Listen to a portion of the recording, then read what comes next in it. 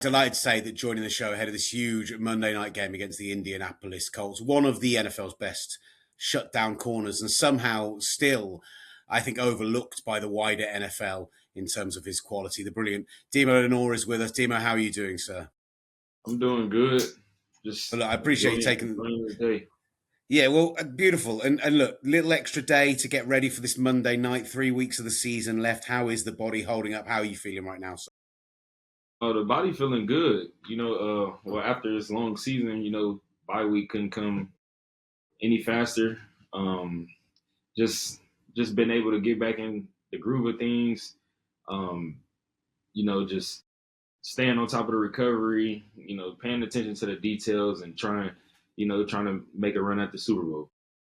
What are the vibes like around the building coming back off the bye, win over the Titans? Right now, still very much in charge of your own destiny.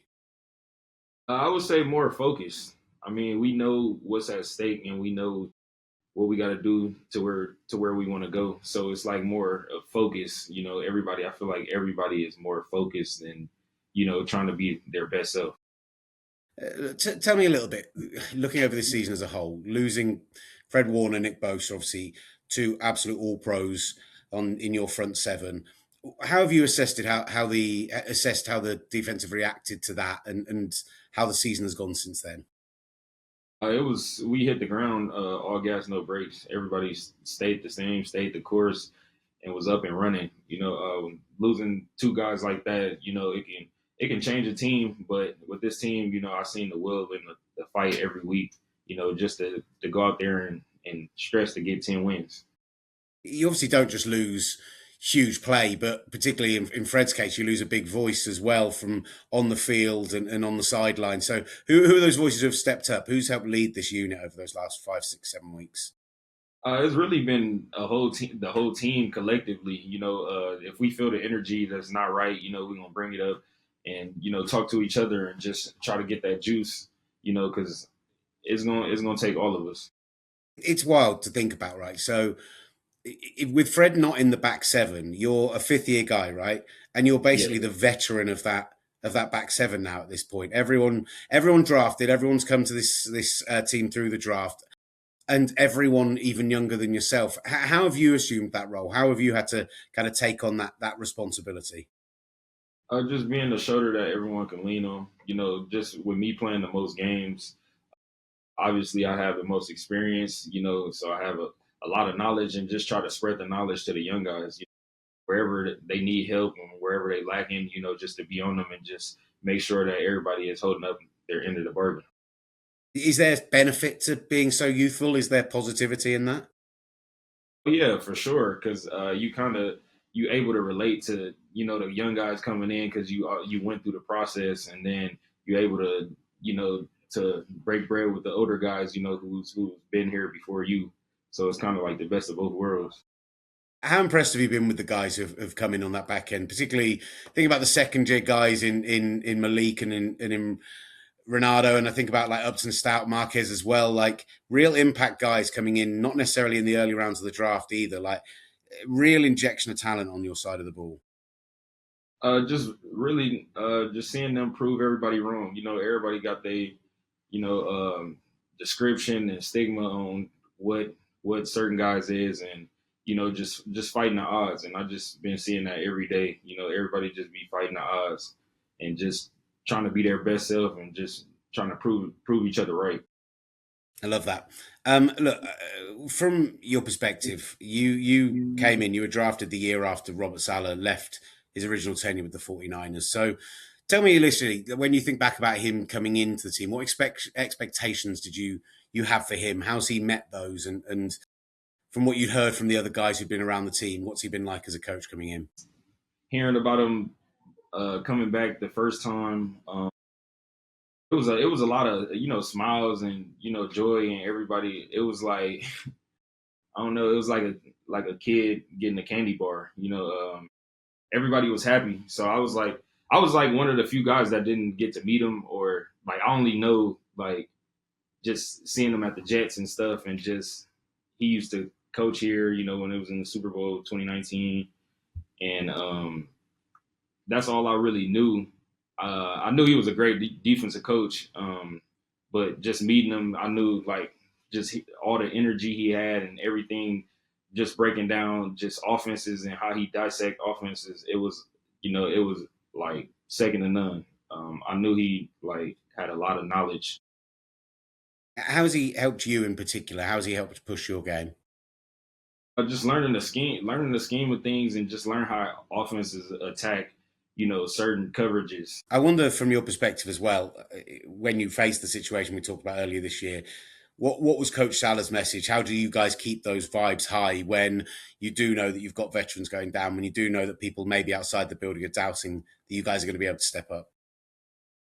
Just really just pulling each other tight, and just depending on each other, just trusting each other, trusting everybody gonna do their 111, gonna be in the sand, gonna be in the spot that they supposed to be in, and just believing. Are the energy levels as high as we see them on the sideline, day in, day out, training, locker room? Like, is he always up there? Yeah, yeah, for sure. Even in walkthroughs, he's bringing the juice. So it just like it just trickled down to everybody else. Kind of got to match the energy. You can't have a coach out there being more excited than you are to play the game you love. Love it. No, I'm hoping, as a Niners fan, he stays in San Francisco for a long time. I love seeing him back with the team, but from what you've seen of him, could you imagine longer term him making that step up again, maybe going and looking at a head coaching gig? Like, has he got that vibe to him? Yeah, for sure. I mean, I would hope he stay in San Francisco for a long time, also. But I definitely can see him being a head coach again. But prayers that he stay. Yeah, exactly. Look, we'll talk about the Colts. I did want to mention quickly your My Cause, My Cleats. I saw the piece that you did with the 49ers and honouring your sister, raising awareness of Down syndrome. My wife's an SEN teacher, and so it's something that's quite close to my heart as well. And I know how important it is to keep those things in people's conversations. So really just want to say it was really cool from you and just get a bit of an idea from you of how important that is to you. It's very important. My little sister, she mean a lot to me. Um, Growing up, I never really experienced, having a family member with Down syndrome. So she was the first, and it was just crazy to see, because you would never think it could happen to you or like your family, but when it did happen, it was just nothing but love, and just praying that everyone treat her right, when she grow up, and just trying to keep everything easy for her. Love that. Absolutely love that.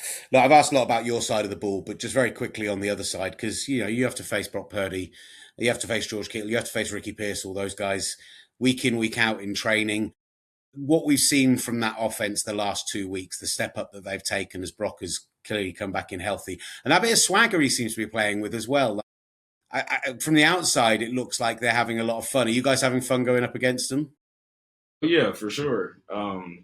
It's always good, to get great work in practice. I feel like most of our practices would be harder than the games, honestly, because just going against, Kyle and his offense, you never know really what to expect. You have kind of like a sort of idea, but you never can be too sure. It's wild. You're in the building, you're facing it every day, and you don't know what you're facing. So imagine what other defenses have to go up against. Yeah, I can just watching the games. I understand what they go through. I loved seeing the reaction on the sideline to Brock, that big scramble he had around the left end, the 40-yarder this week. And when he did the little fake out holding the ball out before he stepped out of bounds, what did you make of that little that just little cheeky moment from your quarterback? Yeah, yeah, that was crazy. I was right there on the sideline when he did it. Just to fake him out and then get some more extra yards. It was sneaky by Brock. I like when he played like that. I love it. I love it. Look, Colts this week, there's obviously a lot of tape career-wise on Philip Rivers, but just the one game of 44-year-old Philip Rivers. What have you seen from that game against the Seahawks last weekend, holding their own against the top-tier defense? And what do you make of what we're going to see from the Colts on Monday? I feel like it's going to be a lot. It's going to be depending on us to really stop the. We have to stop the run, then move Philip Rivers off his spot. I've been seeing on film. You know, he's a very, very talented thrower.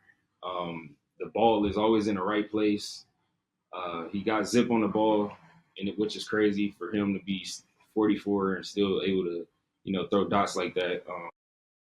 You could tell, like, if he was younger, it would definitely be, you know, a different type of coach team. You're not seeing any 40-yard scrambles out of him, though. That's the point. So get him off his spot. Yeah. If you guys can get to sure. him, then that makes your job easier on Monday, right?